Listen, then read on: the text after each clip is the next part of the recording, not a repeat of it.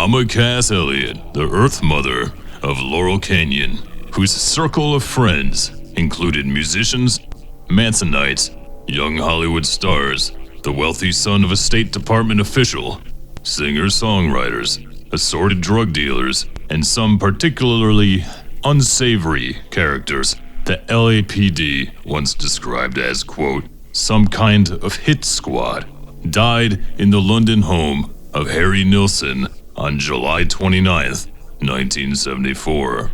Nilsson had been a frequent drinking buddy of John Lennon in Laurel Canyon and on the Sunset Strip.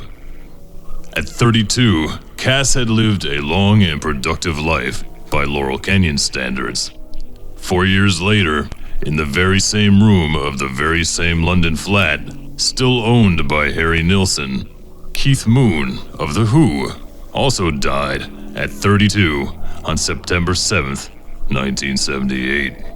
Though initial press reports held that Cass had choked to death on a ham sandwich, the official verdict was heart failure. Her actual cause of death could likely be filed under, quote, knowing where too many of the bodies were buried, unquote. Moon reportedly died from a massive overdose of a drug used to treat alcohol withdrawal.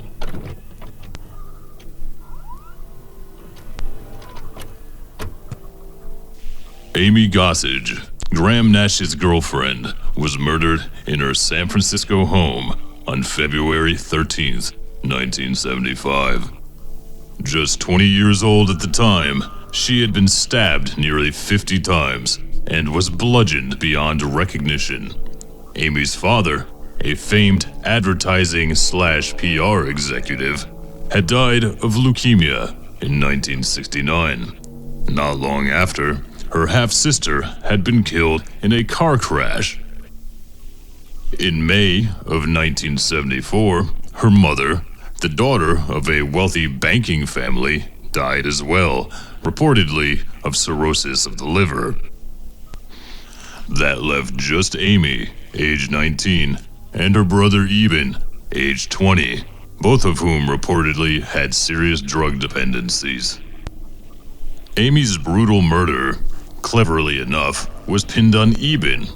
Police had conveniently found blood-stained clothes, along with a hammer and scissors, sitting on the porch of Eben's apartment, looking very much as though it had been planted.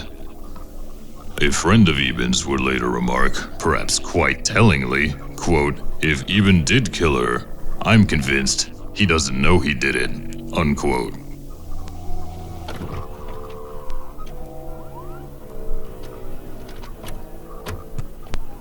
Tim Buckley, a singer-songwriter signed to Frank Zappa's record label, managed by Herb Cohen, died of a reported overdose on June 29th, 1975. Buckley had once appeared on an episode of The Monkees and, like Monkey Peter Tork and so many others in this story, he hailed from Washington, D.C. He was the son of a mentally unbalanced and occasionally violent World War II hero. Buckley was just 28 at the time of his death, which reportedly shocked many of his friends and relatives. Despite having released 9 albums during his short life, Buckley died in debt. His son, Jeff Buckley, also an accomplished musician, managed to remain in this world 2 years longer than his dad did. He was 30 when he died in a bizarre drowning incident on May 29th, 1997.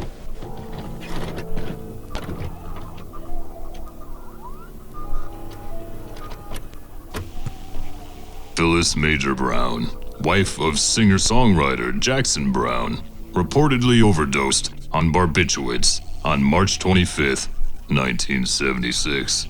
Her death was, you all should know the words to this song by now, ruled a suicide. She was just 30 years old.